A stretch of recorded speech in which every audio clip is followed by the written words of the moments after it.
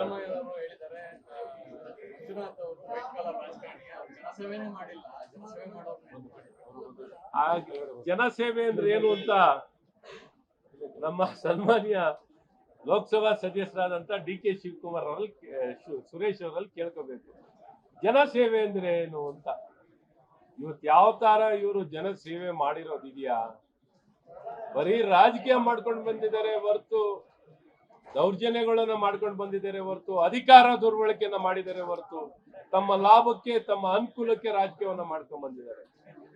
ಇವತ್ತು ಕಳೆದ 63-64 ವರ್ಷದಲ್ಲಿ ಅವರ ಪ್ರಾಯದಲ್ಲಿ ಡಾಕ್ಟರ್ ಮಂಜುನಾಥ್ ಅವರು ಏನೊಂದು 8 ಲಕ್ಷಕ್ಕಿಂತ ಹೆಚ್ಚು ಪೇಷಂಟ್ಗಳನ್ನ ನೋಡಿರೋದಾಗ್ಲಿ, ಅಥವಾ 80,000ಕ್ಕಿಂತ ಹೆಚ್ಚಿನ ಜನಕ್ಕೆ ಆಂಜಿಯೋಪ್ಲಾಸ್ಟಿಯನ್ನ ಮಾಡಿರೋದಾಗ್ಲಿ, ಆಪರೇಷನ್ಸ್ಗಳು ಮಾಡಿರೋದಾಗ್ಲಿ, ಈ ಮಟ್ಟಕ್ಕೆ ಒಂದು ಸವಿಸ್ತರವಾಗಿರುವಂತ ತಮ್ಮ ಜೀವನ ಏನ್ ಸೇವೆ ಅವಧಿಯಲ್ಲಿ ಅದ್ಭುತವಾಗಿ ಜನಪರವಾಗಿ ಸೇವೆಯನ್ನ ಸಾಧನೆಯನ್ನ ಒಂದು ಆಡಳಿತಗಾರನಾಗಿ ಹೆಸರನ್ನು ಮಾಡಿದ್ದಾರೆ, ಒಂದು ವೈದ್ಯನಾಗಿ ಹೆಸರು ಮಾಡಿದ್ದಾರೆ, ಒಂದು ಉತ್ತಮ ಮೌಲ್ಯ ಇರುವಂತಹ ಒಂದು ವ್ಯಕ್ತಿಯಾಗಿ ಬೆಳೆದಿದ್ದಾರೆ.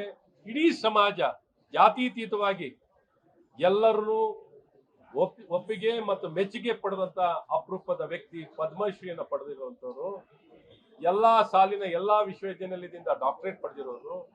ಈ ರೀತಿ ಎಲ್ಲರಿಗೂ ಒಪ್ಪುವಂತ ವ್ಯಕ್ತಿ ಸಾಮಾನ್ಯವಾಗಿ ನೀವು ಕಾಣ್ಲಿಕ್ಕೆ ಸಾಧ್ಯವಿಲ್ಲ ಅಂತ ಅಪರೂಪದ ವ್ಯಕ್ತಿನೇ ಡಾಕ್ಟರ್ ಮಂಜುನಾಥ್. ಹಾಗಾಗಿ ಸುರೇಶ್ ಅವ್ರಿಗೂ ಮಂಜುನಾಥ್ ಯಾವ ಹೋಲಿಕೆನೂ ಇಲ್ಲ. ಹೋಲಿಕೆನೆ ಮಾಡ್ಕೋಬೇಡಿ ಸುರೇಶ್. ಜನ ನಿರ್ಣಯ ಮಾಡ್ತಾರೆ, ಜನ ಬಹಳ ಸ್ಪಷ್ಟವಾಗಿ ಹೇಳ್ತಾರೆ. ಮಂಜುನಾಥ್ ಅವ್ರನ್ನ ಪ್ರೀತಿಸ್ತಾರೆ ಜನ, ಅನ್ಕಂಡೀಷನಲ್ ಲವ್. ಮಂಜುನಾಥ್ ಅಂದ್ರೆ ಎಲ್ಲಾರ್ಗೂ ಅಭಿಮಾನ. ಹಾಗಾಗಿ ಮಂಜುನಾಥ್ ಅವ್ರ ಬಗ್ಗೆ ನೀವು ಏನ್ ಹೇಳಿಕೆ ಕೊಟ್ಟಿದ್ದೀರೋ ಸಂಪೂರ್ಣವಾಗಿ ಒಂದು ದ್ವೇಷ ಆಧಾರಿತವಾಗಿ, ತಮ್ಮ ಏನು ಹತಾಶರಾಗಿ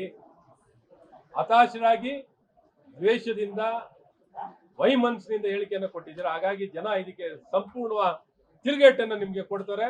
ಎಲ್ಲ ಮತ ಡಾಕ್ಟರ್ ಮಂಜುನಾಥ್ ಪರವಾಗಿರ್ತದೆ, ಎಲ್ಲರ ಆಶೀರ್ವಾದನು ಮಂಜುನಾಥ್ ಪರವಾಗಿರ್ತದೆ. ಮಂಜುನಾಥ್ ಅವರ ಬಗ್ಗೆ ನೀವು ಎಂತ ಹೇಳಿಕೆಯನ್ನು ಕೊಟ್ಟರು ಜನ ಒಪ್ಪಲ್ಲ.